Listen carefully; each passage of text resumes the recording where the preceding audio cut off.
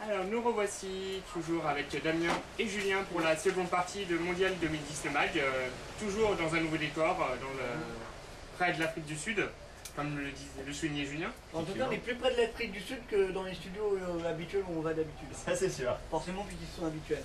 Donc on peut enchaîner. Justement, on va enchaîner Damien avec Uruguay-Ghana qui s'est déroulé également le 2 juillet à 20h30. Alors donc à la fin du temps réglementaire, il y avait un partout.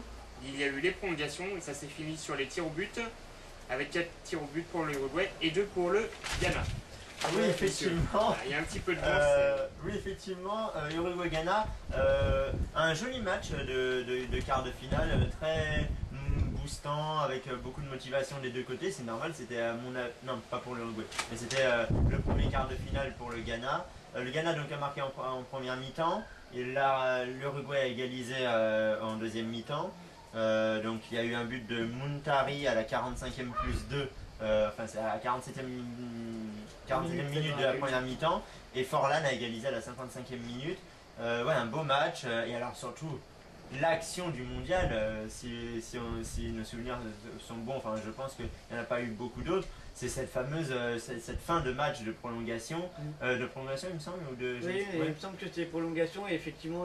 Ou alors il y a eu un tir du Ghana au but, qui a été repoussé, qui a été renvoyé par une main, qui a fini sur la transversale, il y a eu un carton rouge, et après il y a eu un penalty, le penalty raté, enfin le Ghana je pense a raté sa qualification en demi-finale sur cette action. Ah bah ouais, et puis là le Ghana peut s'en mordre les doigts, surtout le mec qui a tiré. Ah ouais, surtout, ouais, mais que ce soit pour les 3 fois, enfin pour les 2 fois plus la main, c'est vraiment rageant.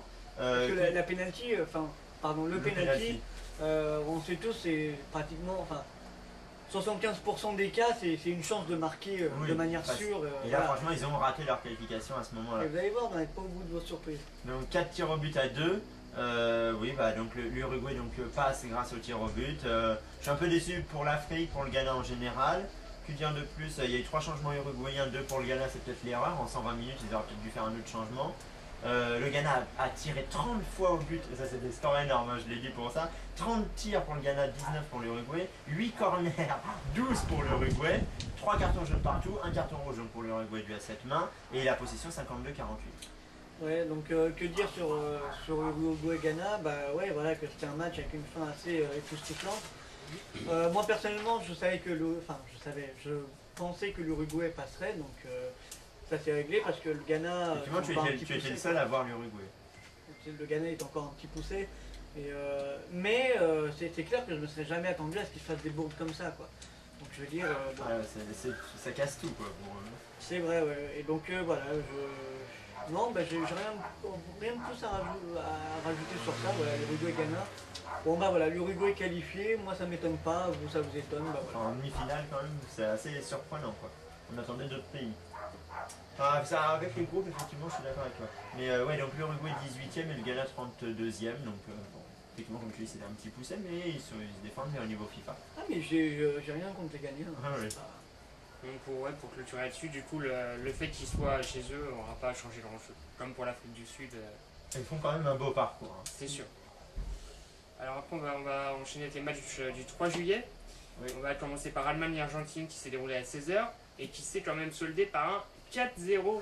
4-0, vous avez bien compris, pour l'Allemagne et pas l'Argentine. Oui. Alors moi j'ai adoré ce match-là, bon, notamment parce que j'ai des amis qui supportaient l'Argentine, donc j'ai pris un malin plaisir à les chambrer, surtout qu'ils, comme évidemment ils étaient contre la France, j'ai trouvé ça excellent. Et donc bah voilà, 4-0, l'Allemagne qui a déroulé, l'Argentine qui a été passive même si elle a eu des bonnes phases de jeu. Voilà, mais complètement amorphe, j'ai trouvé le meilleur joueur du monde. Et Lionel Messi, hein, pour ceux qui ne le recadrent pas. Ah, voilà, il a marqué 0 but pendant toute la compétition. Comme Kaka. Tout à fait, oui, mais Kaka n'est pas le meilleur joueur du monde, attention. C'est pas le petit prodige, hein, c'est pas El Puga. Hein, non, la Pulga, je sais, mais c'est pour... voilà. Donc voilà, donc là, je suppose que Maradona, il va demander à tous les journalistes de sucer sa queue parce qu'il a perdu tout ça. C'est super. Donc voilà, 4-0, comme pour l'Angleterre, ils ont dit, on va pas faire dans la dentelle, 4-1, donc là, voilà, 4-0. Ils ont dit, on va faire une lilloise, hein, voilà. Donc du coup, moi, l'Allemagne-Espagne, il va être vite pronostiqué. Non, mais voilà, effectivement, avec 4-0, super match. Franchement, je me suis régalé. Ouais, donc moi un peu moins, je m'attendais à un choc vraiment plus ouvert. J'avais mis 2-2, il me semble, avec des tirs au but, etc. Il y a eu donc la mi-temps 1-0, il y avait de l'espoir pour les Argentins. Mais alors finalement, après, donc Müller à la 3e minute, Klose à la 68e et à la 89e minute, et Friedrich à la 74e minute. J'ajoute juste que du coup, Klose est à 14 buts en Coupe du Monde et s'il marque encore un but contre l'Espagne, il pourra égaler le record de Ronaldo, qui était de 15 Le vrai buts. Ronaldo. Oui, le vrai, hein, pas le faux, celui qui plonge. Hein. Non, Ronaldo du Brésil qui a mis donc 15 buts sur toutes les Coupes du Monde auxquelles il a participé au total. D'accord. Oui, donc que dire, effectivement, une équipe allemande beaucoup plus réaliste, un peu plus ambitieuse, sans en faire des tonnes et sans forcer, en plus c'est ça le pire, contre une équipe argentine méconnaissable, sans jeu, sans action, sans passe, les passes justement qui n'arrivent pas dans les pieds des joueurs. Enfin, c'était un match assez catastrophique pour eux à regarder et à faire. 20 tirs pour l'Argentine, 18 pour l'Allemagne, 5 corners, 4 corners pour l'Allemagne, 2 cartons jaunes, 1 carton jaune pour l'Allemagne, aucun carton rouge, et 54% de possession pour l'Argentine malgré tout. Moi j'aurais pas dit ça, mais bon, les chiffres parlent. 3 changements pour l'Allemagne, 2 changements pour l'Argentine. Rien d'autre à ajouter à part que l'Argentine m'a vraiment déçu. Je la voyais passer, enfin peut-être pas passer, mais au moins bien se défendre, et je suis vraiment déçu.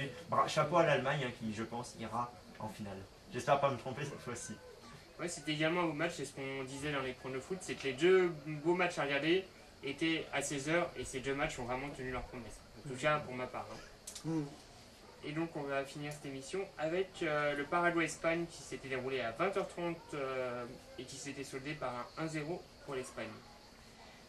Oui, effectivement, donc 1-0 pour l'Espagne, but qui a été marqué à la toute fin du match par David Villa, hein, le seul joueur espagnol, il est tout seul sur le terrain, si on parle que de lui, les autres ou pas. Parce que Fernando Torres, voilà.